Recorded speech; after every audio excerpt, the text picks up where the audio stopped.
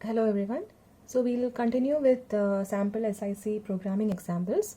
We have already seen a simple data movement operation and arithmetic operation. Here in this video lecture, we'll see a sample looping and indexing example. So we have already seen the assembler directives byte, reserve byte, word and word. So by now you should know what these mean. So here we can see byte means it will reserve, it's like declaring and initializing a value for a particular variable.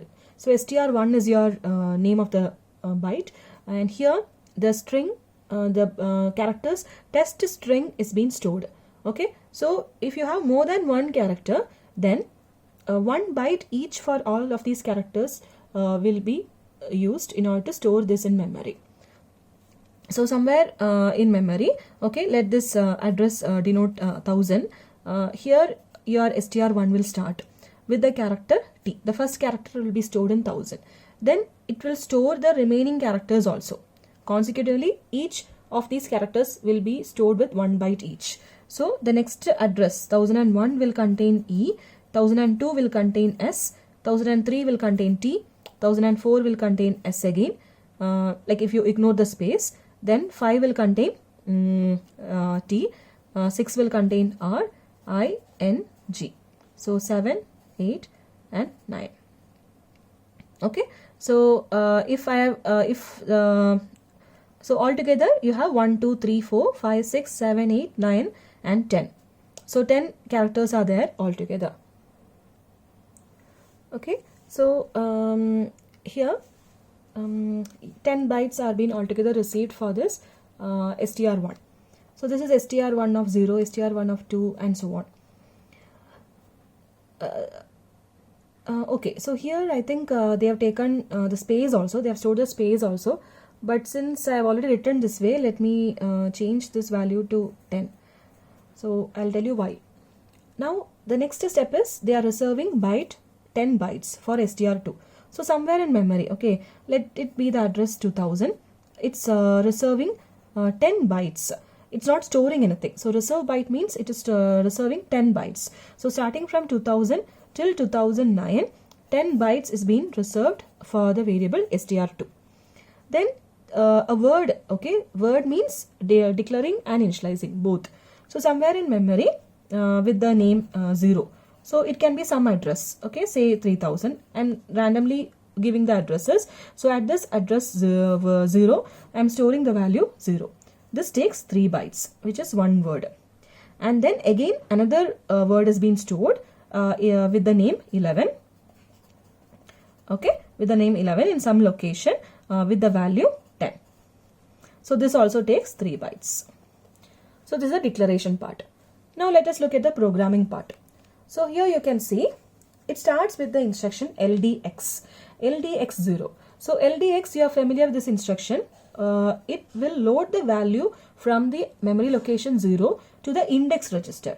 Okay, so it's not accumulator. To the index register, the value from the memory location 0 will be added. So if you have the index register, so now this is your index register. So what is the value which is there in the location 0?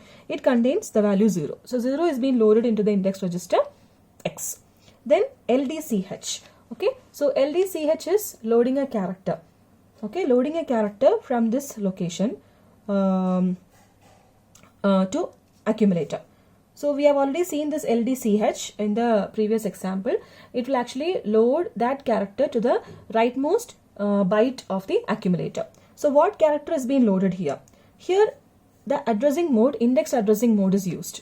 So what does this mean? str1, x. Okay, so the effective address is calculated as you remember in indexed mode, how is the effective address calculated? The whatever address is given, okay, str1, that address plus the contents of index register. The contents of index register. That's how you will calculate the effective address in indexed mode. So here the address of str1 is 1000. So 1000 plus the contents of index register is 1. So the address is 1001. So the effective here the content is 0 itself. So the address is 1000 itself. So the effective address is 1000. So from the address 1000, load the character from the address. So this effectively gives you the address 1000. So from the address 1000, load the character T and store it in the accumulator's rightmost byte. Okay, accumulator's rightmost byte. This is rightmost byte. That is loaded with the character from the address location 1000. So I am directly writing here the value 1000. So now accumulator contains, what does accumulator contain? It contains a character T. It contains a character T. Then see what happens here. Store the character from accumulator, the rightmost byte. Whatever is there in the rightmost byte, store that character to str2, x. So again, this is an indexed addressing mode. So in indexed addressing mode, how will you calculate the address? Whatever address is given here. So in this case, the effective address will be calculated as str str2 with the contents of index register. So here str2 contains the address 2000. So 2000 plus 0 will give you 2000 itself, right? So the effective address is 2000. So whatever is there in the accumulator, rightmost byte, store it to the location 2000. Store it in the location 2000. That's what it means. So in the location 2000, you will have the letter T, the character T being stored to that location. Now let us look at the next instruction, TIX. So TIX, it actually does two steps. One step is it will increment the index register. Okay, it does two things. It will increment the index register. Increment register by 1. So now your index register will contain the value 1. And it also does one more thing. What it does is, it will compare the contents of the index register with the contents of this location. Okay, it will compare the contents of index register with this location, and the status code will be set in your status word. You have less than, the status codes are less than, equal to and greater than, depending upon the comparison operation. So index register contains a value 1. It is compared with the contents that is there in the location 11. What is there in location 11? 10. It contains the location 10. So 0 is, you have 1. So 1 is less than 10.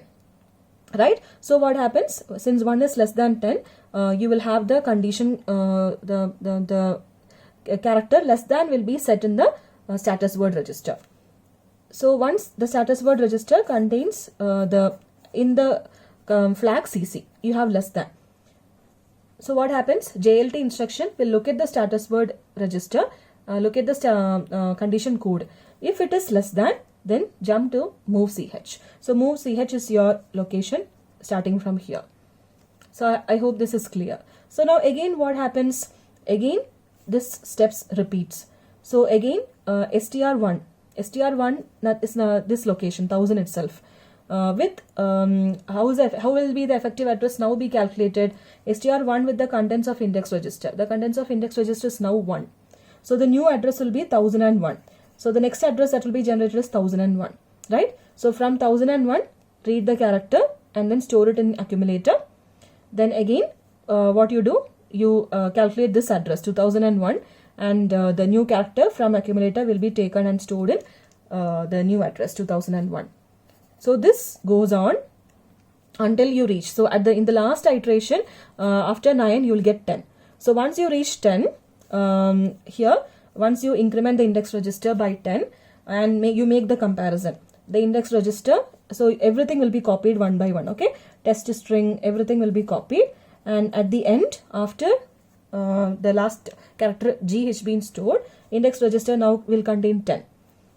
So here when you make the comparison, 10 is being compared with the value that is there in the location 11. 11 contains a value 10. So when both these are, now when you compare, the status code that will be set in the status word register will be equal to. So until then it was less than.